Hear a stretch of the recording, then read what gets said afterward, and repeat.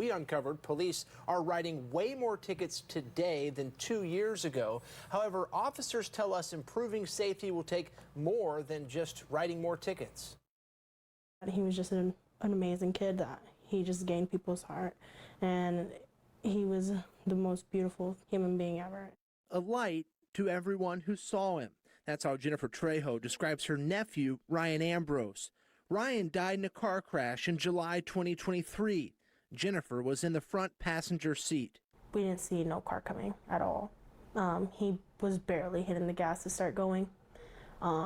Next thing you know, we see something black, just pitch black. Police say Dupree Smith ran a red light at Southeast Stark and 102nd and slammed into Ryan's car at 86 miles an hour. Police say Smith was drunk. When they drink and drive, they don't know how much damage can make in the families. Katu is on your side, learning what police are doing to get that message across to drivers and to get those dangerous drivers off the street.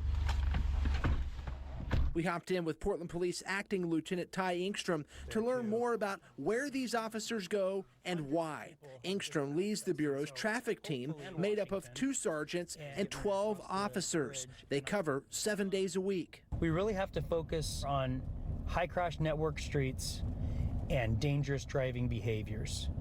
That doesn't mean we don't stop other people for other things in other areas, but that's where we want to focus each day. And dangerous driving behaviors are speeding, drunk driving? Speeding, running red lights, drunk driving, you know, road rage type stuff, aggressive passing and lane changes, things like that.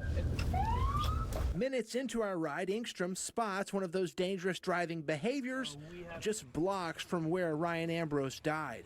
Yeah, so I had a red light, the light turned green, and I'm able to go, and he's coming through the intersection late.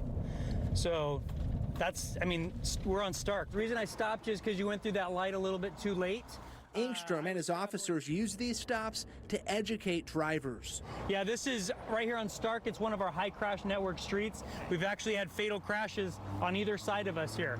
And so it's one of the areas that we want to pay close attention to and be safe.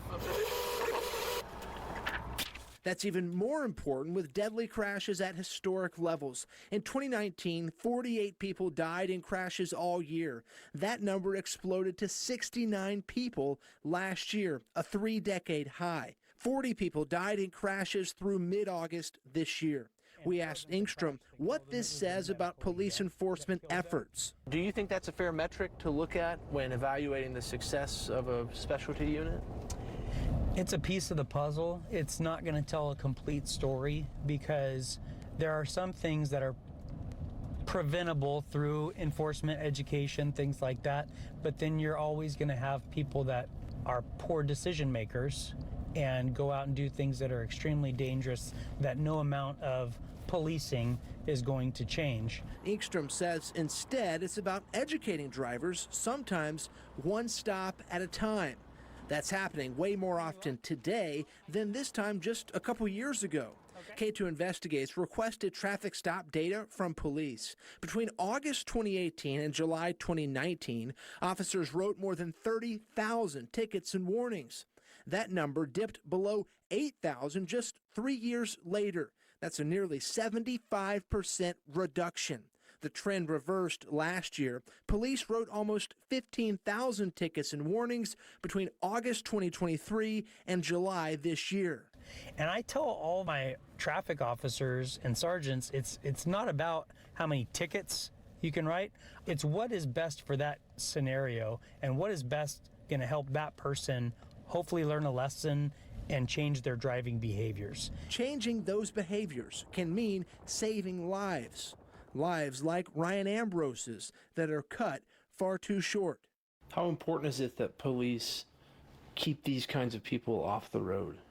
I think that's one of the most important things in this world, because these drivers not only take these people, they take the family's heart, they take everything. And leave a pain that never goes away. Given the size of this team, you will not see them everywhere. Engstrom says they split time between city streets and interstates. It is a shift-by-shift decision. People can file complaints if they constantly see speeding or reckless drivers on certain roads. We've got that information for you on K2.com right now. Do you have a story for us? You can email us at K2investigates@K2.com or leave a voicemail at 503-231-4205.